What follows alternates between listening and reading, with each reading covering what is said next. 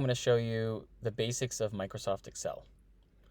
We will be covering very specific action items that you can do in Excel in subsequent videos, but this is just to give you an overview of how to open Excel, open a blank workbook, how everything works, and then we'll go into a little bit of the basics of typing in data versus calculating things on your own versus making formulas and copying those formulas to make things easier for yourself.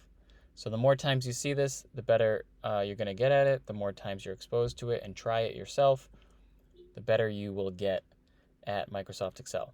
So we're going to use this throughout the course. So I recommend as you go through this video that you follow along in your own Excel workbook. You can pause the video whenever you'd like. So the first thing is when you open Microsoft Excel, you're going to get something that's similar to this interface here. I'm just going to click to open a blank workbook. Okay. And I'm working on a Mac. You might be working on a PC, but all of the things that I'm going to show you should look the same regardless of which interface you're in. So the first thing you should notice about Excel is we have this large ribbon along the top. This is actually called the ribbon. And within the ribbon, there are different headers for different things. Okay, you might not have developer clicked on, but the home ribbon is where you're going to be most of the time. But when we go to do things like create graphs of our data, we're going to go to insert to create some graphs here. So the first thing you might notice about Excel is this just one giant table. You can scroll down, you can scroll to the right, and it just seems to go on forever. It doesn't actually go on forever, but for the purposes of this class and what we're going to be using it for, it goes on forever. And so you can type in your own data here if you have your data. So let's just say we have data set 1. I'm just typing in numbers.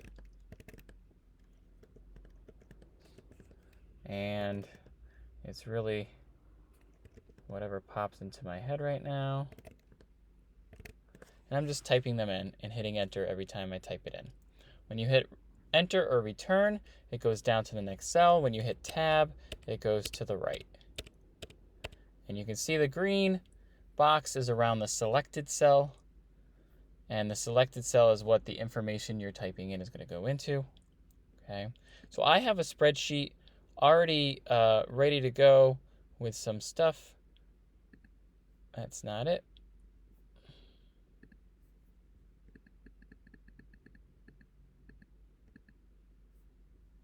My apologies. This is the one that I want.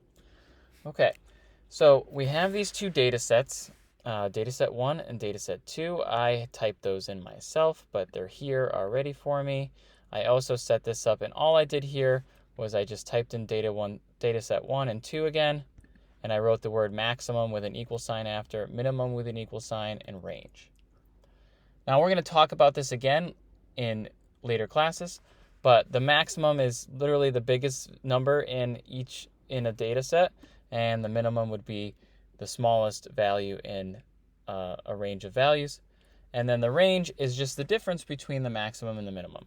So I want to show you how to put a formula into Excel. So I want to put the formula in this cell that's highlighted here in green. And to do a formula in Excel, I'm just going to hit the equal sign. On the keyboard, I hit the equal sign. And what that does is it tells Excel that I'm ready to create a formula. So it's going to try to calculate whatever I put in here. Now this formula can use some of the built-in formulas of Excel. There is a formula to find the maximum. It's called max. And you'll see this pop-up come here, and you can just double click on the pop-up to make that happen. On a Mac, it's 1 click. On a PC, it's 2 clicks. And it's ready for you to find the maximum of some set of numbers. So to find the set of numbers, we can come over here to dataset 1, and I can click and hold and drag down and select all of these numbers. And it's going to find me the maximum. There it is. Now, I could also have selected all of column A and hit max, and it knows to ignore that dataset 1 cell because it knows that's not a number. So it still found me the maximum, and that took less clicks. Okay. So we can just click on the actual column letter, and it will calculate the maximum of any number that's in that column. Now later on, if I added a number to this column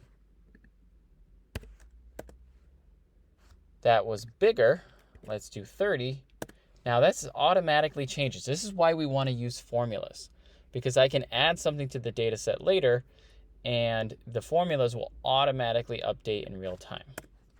But for right now, we're going to go with the original data set. So likewise, I'm going to do the same thing for minimum, equal sign, min.